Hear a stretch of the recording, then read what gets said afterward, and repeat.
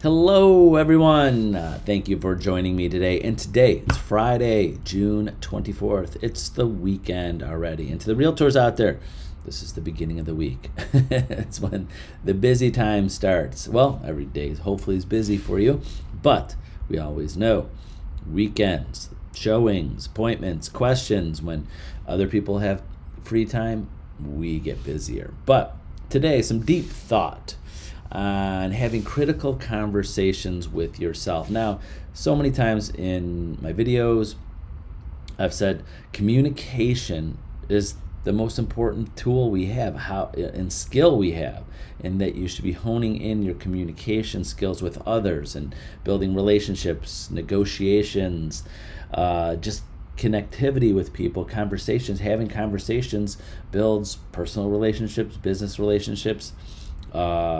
It's crucial to your success in happiness in life and business communication. But sometimes we forget about that, those critical conversations that we have to have with ourselves. And I read once that we have usually around over 60,000 thoughts a day. And a lot of those thoughts are to ourselves. They're thoughts. Obviously, the thought is like talking to ourselves. And a lot of them are unconscious. We don't even recognize them, but they affect us. You have the same, there's that underlying like white noise thought process that we have, the things that we're telling ourselves all of the time. It affects our mood, it affects our lives.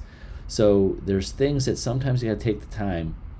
And here are a few questions you really got to sit down and be honest with yourself and ask yourself. Because if you don't sit down and take the time to actually, in your head or at the mirror, or write these down, to think of these selves, you might be off track. Those 60,000 subconscious thoughts that you have might be not on the right track with you, even though consciously you're thinking of things, but unconsciously it's not syncing with what you're trying to do. But you got to sit down, ask these 6 questions. So here's number one. Number one, who am I? And be honest with you. Who am I? What am I now? And am I where I want to be? Am I the person I want to be? And who am I? Who, just in general, who am I? Are you the happy person you want to be? Are you the successful person? Are you the friend, the brother, the spouse, the significant other? Are you that person that you want to be? Now that could go on for hours and hours and hours. That's deep thought. That's like that could go on forever.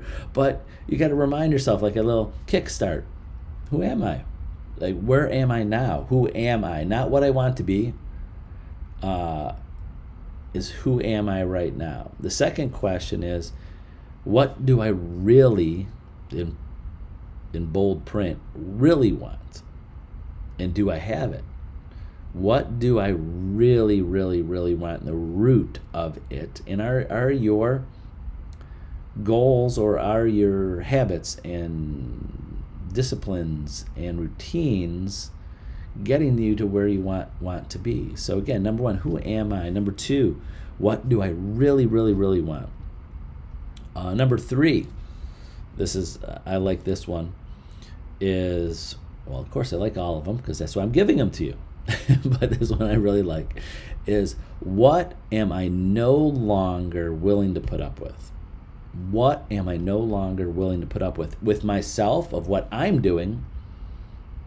Procrastinating, not being organized, not getting up early enough, whatever it is. What am I no longer willing to put up with from yourself and external forces, other people, other situations, what's happening in your world, your personal world? What am I no longer willing to put up with that is not in sync with where you want to go?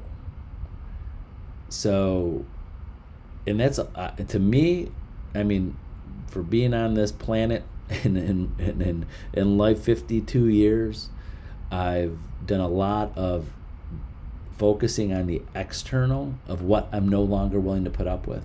I've done a lot of that in my life, but I'm spending more time going, what am I not going to put up with what I'm doing to myself, what we're not doing enough of. So think of that. Number 4, what needs to change? What needs to change? And you have to be specific. Again, remember, while I'm saying all of these, think of the things behind the scene, those 60,000 thoughts that you have every day. What are they lined up? What are they telling you? So what needs to change? And of course, what goes right after that, excuse me, how do I need to change it? What are the steps? What are the things I need to do? Where is it taking me, those steps? Is it, so I know in life, I'm not even going into specific detail, I wanted to change things and I thought I had the right steps, but I wasn't checking on the results. Now, when you're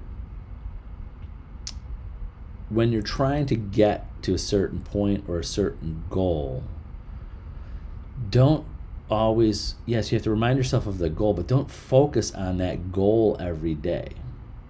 I use this example a lot. Say you want to be healthy, you want to lose 20 pounds. You can't get on the scale every day and go, I didn't lose 20 pounds today. It's not going to happen. It's not going to happen in one day. So you got to remember the focus on the tasks and the things. So how are you going to change? And then the goal each day is to know at the end of the day you are aligned with the habits, the disciplines, the routines, and you did the things you need to do to get to that goal. Because if you see that goal, it's just so unobtainable. It's so unobtainable sometimes because you see it's a long-term goal. It's not a day-to-day goal. So when you're saying, how do I need to change? Focus on the habits, the things, the small little goals that have to get to the big goal. Because I see in agents, for coaching agents for over 20 years, they just lose confidence because they're not getting to the goal, the ultimate goal that they want, and they want it too fast. It's a long-term process. It always will be. Everything's a long-term process. Imagine this, if there is something that will make your life happier, easier, is a goal that you could get quickly, why aren't you doing it? Why, if it's easy, like I just need to do this one little thing and then I'm at my goal for that thing, why don't you do it? Most of us not. Most of our goals and things we want are longer term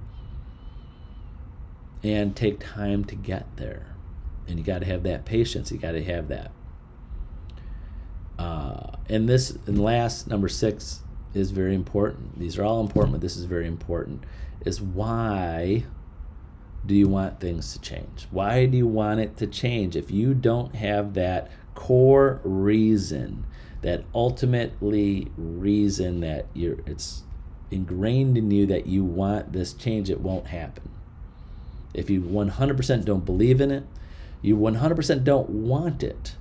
You know that you don't. If you 100% don't want it, you think you want it, then you'll do it. If there's something missing in that want. There's so many things that I know. There's lots of things that I want. I want this. I want that. I want different things for my family, my kids. I want this. I hope for that. I want that. So sometimes in my head, that's why I threw the term hope.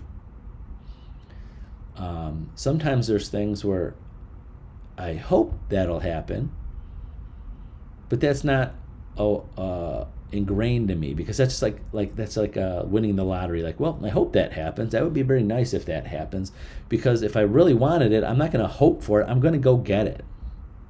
I'm going to go do it. I'm going to do the things I need to do to get that. So if in my head, and hopefully this makes sense, I have things that I want. To me, in my head, I think that I'm controlling that. I can control that. I can control the things I need to do to get to that. And a hope is something I'm just not, it'd be nice, but I'm not going to I already know in my head unconsciously, that's just a hope. I hope I get there, but I'm not directing myself 100% there. I'm not focusing all my energy and focus and daily tasks on that. Because a lot of times, like example, in success in business, we'll say, if you have a certain success in business, one of the great things is, hey, I want to be financially free. With that success in business, I hope that I will have the financial freedom. Because with success in real estate, hopefully that comes the finance part of it. So all of a sudden the money comes, and then we hope that money comes, that will give us happier, make our families' lives easier, and make us happier. You all heard the story of like money doesn't equal happiness. That's 100% true. Money doesn't equal happiness. So you got to figure out what you want. I'm not talking about money in here, that's what everybody wants, but we all know we're working for money. But we all know money is not that important for everybody, or a certain dollar amount. You know why? Because I have agents right now making several hundreds of thousands of dollars, and I have agents that are not. You know why the agents that are not making several hundreds of thousands of dollars? Because they could do the exact same thing. There's nothing they can't do to make $200,000, $300,000, $400,000 a year right now in real estate. I'm just talking about this in Ohio. In other markets where the prices are higher, there's agents making millions of dollars a year. There's nothing different than the agents making $20,000 a year, other than they're just, that want is not there for them. And I have agents, and I say this all the time to agents every day, is your success is where you want to be, where you're going to be happy, where everything's going to be happy. Most people are not going to, sorry to say this, most people are not going to be happy with $400,000 a year in real estate. You know why? Because that's 60, 70, 80 hours a week, missing birthday parties, on the phone all day long, every day from 8 a.m. or minute you get up, minute you go to sleep. Not all the time, because it might be a team or something else, but the agents, individual agents, if you're out there, you're watching this, if you're doing well there, the better you do with the number of sales, the better you do with money, the more time you have to put in. It's not a lottery like, oops, look it, I won in real estate, I'm making more money and spending less time. No, there's a give and take. And success, life success, is having that whole balance, that everything's there. Now, I'm not going to go too deep in this because I see it happen. I see it happen so many times, and it's even happened in my own life. And I won't go too much in detail about personally, but I've seen success get to the one thing, and the personal life goes down this way. And sometimes you learn from mistakes.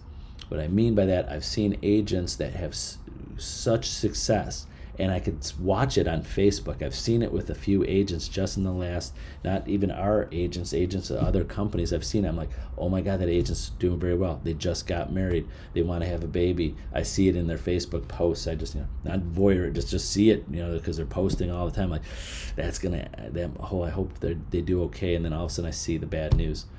That success killed the personal life. So without going into too much detail, because I could go on for hours about this, is that all these questions, that who am I, what I want, I really want, what I no longer willing to put up with, what needs to change, how do I need to change it, why do I want these changes, has to be aligned with your total, what you want in life. And in real estate, if it's about money first, you're never going to last. You got to go, or everything's not going to be happy. You just got to figure out that whole balance. I want to spend this much time.